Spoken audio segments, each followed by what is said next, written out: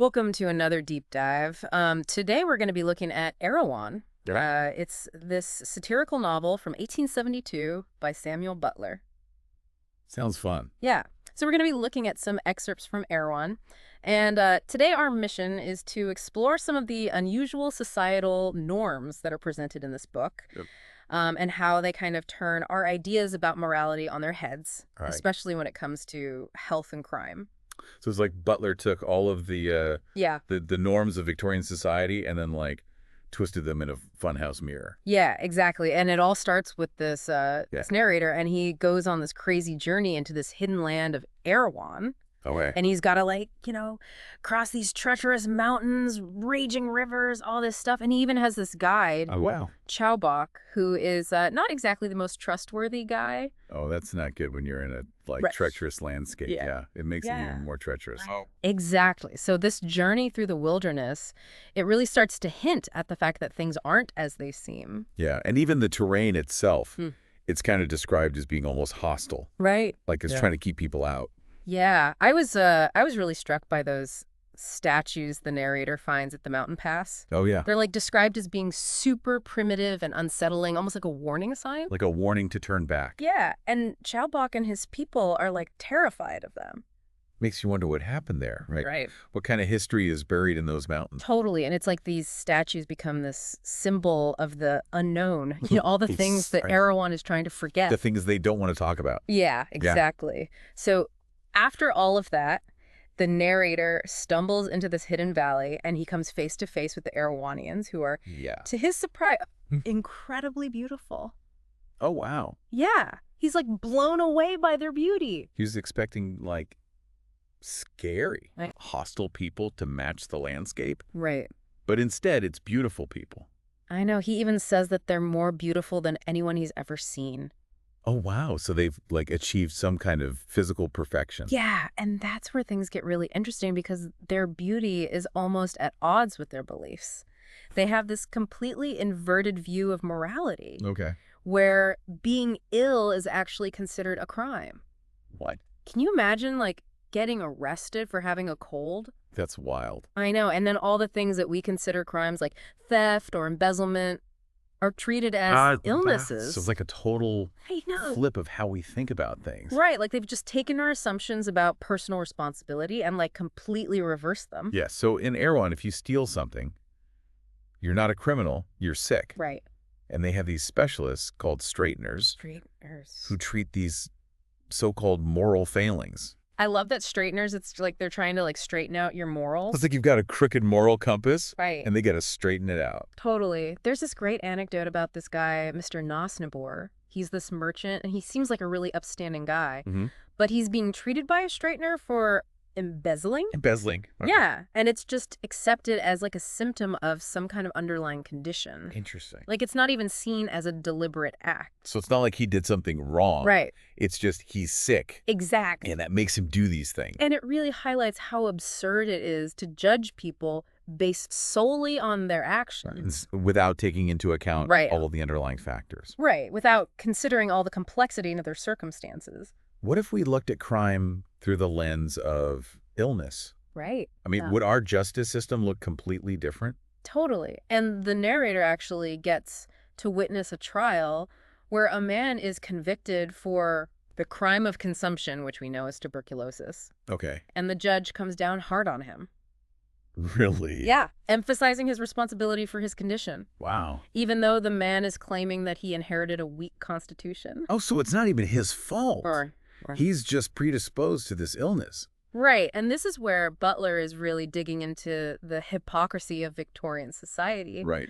They were obsessed with morality and appearances, but they often ignored all the social and economic factors that contributed to people's misfortunes. Yeah. He's like pointing out that sometimes the things we label as personal failings are actually Right. the result of forces that are beyond our control. Yeah. Things we don't have any power over. Totally. Yeah. So in Erewhon, you could literally be punished for being sick. Yeah. It's a terrifying thought. It is scary. But they have this whole system in place to justify it, Right. which makes you wonder. Makes you wonder what we're blind to in our own society, Totally. right? What are we punishing people for that might actually be right? Symptoms of something much deeper. Exactly. It's Yeah. like, what crimes are we punishing that might actually be symptoms of something much deeper? Right. Yeah. It's a good question. It is a good question. Yeah.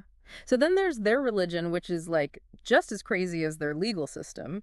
Oh, They yeah. have this whole dual system of belief, Mm-hmm. where they worship like these personified qualities like justice and strength and hope, Interesting. as if they were like actual gods. So they took like abstract concepts and turned them into deities. Yeah, exactly. It's kind of hard to wrap your head around. It is. But then on top of that, they have this reverence for this powerful but kind of ambiguous goddess Okay. named Yidgren. Vigran. It's almost like she's this hidden power. Oh, like the power behind the throne. Yeah, exactly. That's so interesting because it's even hinted that the priests who like outwardly denounce Yidgren Right. are secretly worshiping her in private. Yeah, that's super hypocritical. It is. What do Yeah. you make of that? It suggests that there's like a lot of hypocrisy even within their religious institutions. Right. They're saying one thing but doing another. Yeah, it makes you wonder what else they're hiding. Totally. It adds another layer of mystery to Erewhon for sure. Yeah, and then there's their view of the unborn, which is maybe the most unsettling thing we've talked about. Yeah, this is where it gets really weird. They believe that the unborn exist in some kind of spiritual realm and actively choose to enter the world. So it's like they're imposing themselves on their parents. Yeah, and they have this ritual called the birth formula, Birth formula. where newborns are basically held accountable for being born.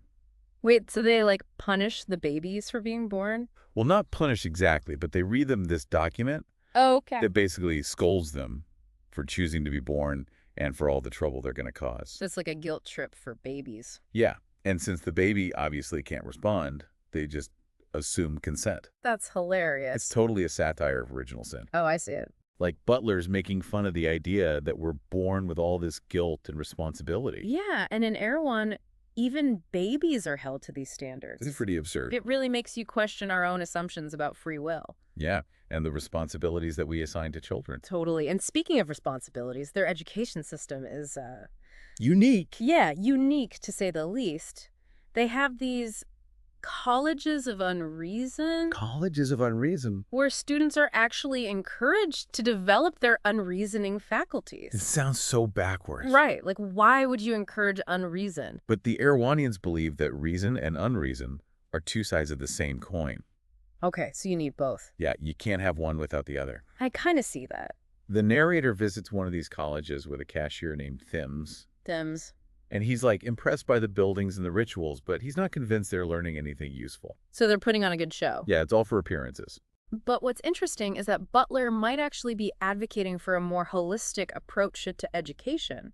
Oh, interesting. Like, he's suggesting that we need to cultivate our imaginations and our intuition alongside our logical reasoning. So it's not just about facts and figures. Exactly. There's more to knowledge than just what you can learn in a textbook. And then you have their complete aversion to technology. Yeah, this is a big one.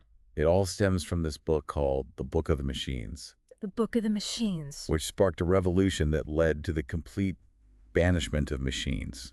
Okay, so they're like anti-technology. Big time. And this book, it basically argues that technology is dangerous. Okay. It warns about machines evolving and becoming superior to humans. Like becoming self-aware. Yeah.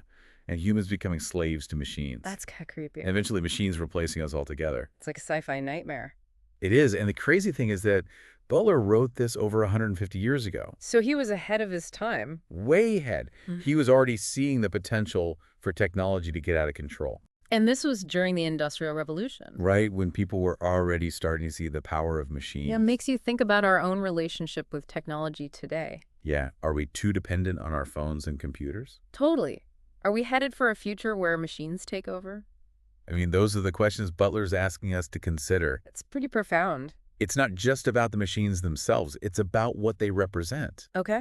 They represent progress and innovation, but at what cost? Right. What are we sacrificing for all this technology? And all of this plays into the narrator's own personal dilemma. Okay. He's facing prosecution for the crime of owning a watch. A watch. Yeah, it's seen as a symbol of forbidden technology. So they're going to put him on trial for having a watch. It's pretty extreme. It is.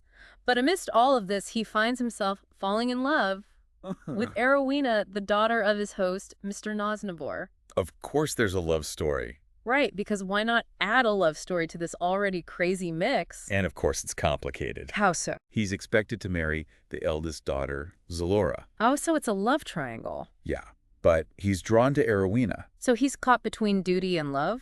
Exactly. And on top of that, there's Yeah. the whole trial looming over him. Oh, yeah, he could be punished for just having a watch. It's a recipe for disaster. And what happens? Well, faced with this impossible situation, he comes up with a daring plan.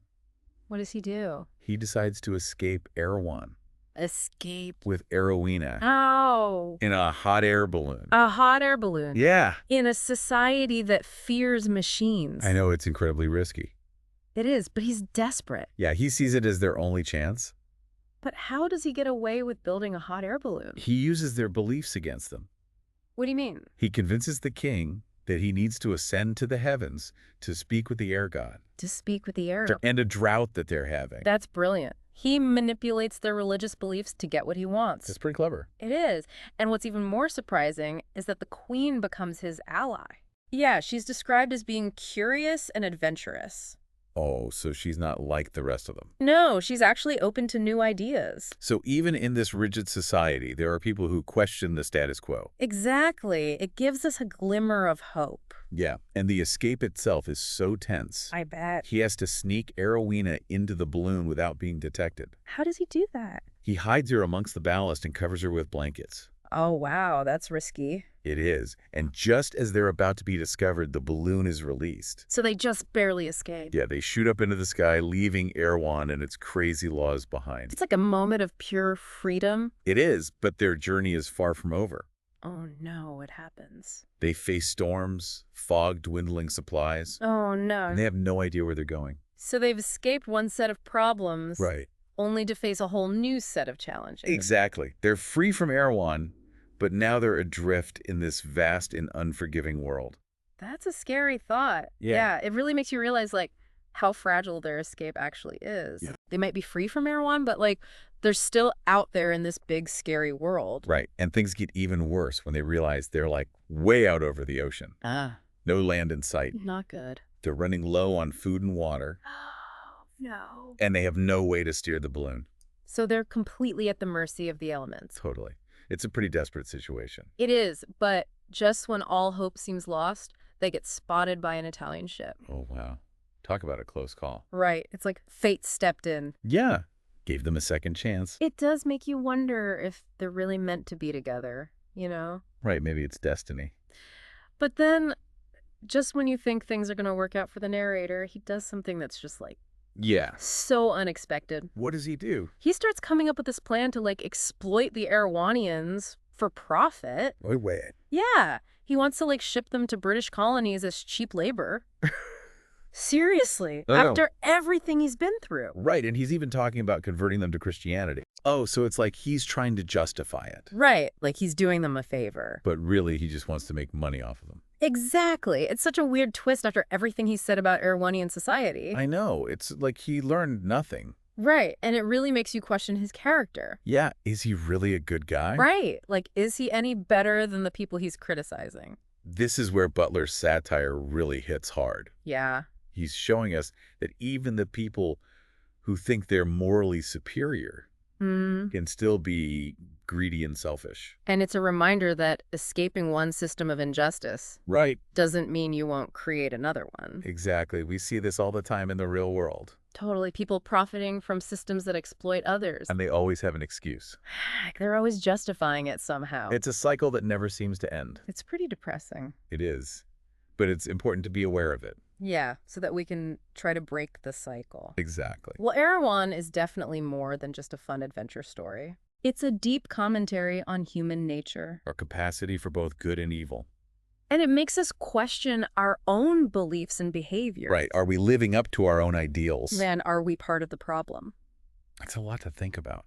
It is. It makes you realize that the line between right and wrong is not always so clear. And sometimes the worst forms of exploitation Yeah. are the ones we create ourselves. It all comes back to that question we asked at the beginning. About health and illness. Yeah, what if our society viewed those things the same way the Erewhonians do? Would it change how we treat each other? Would it change our healthcare system? Would we be more compassionate? Or would we just find new ways to exploit each other? It's hard to say, It really is. but it's a question worth asking. It is. So we've traveled through these crazy landscapes, met these people who have these bizarre beliefs. And questioned our own assumptions about morality and progress. Yeah, it's been a wild ride through Erewhon. It has, and it's shown us the power of satire. To make us think critically about the world. And to question the things we take for granted. So until next time, keep exploring. Keep questioning. And keep those brains buzzing. Right.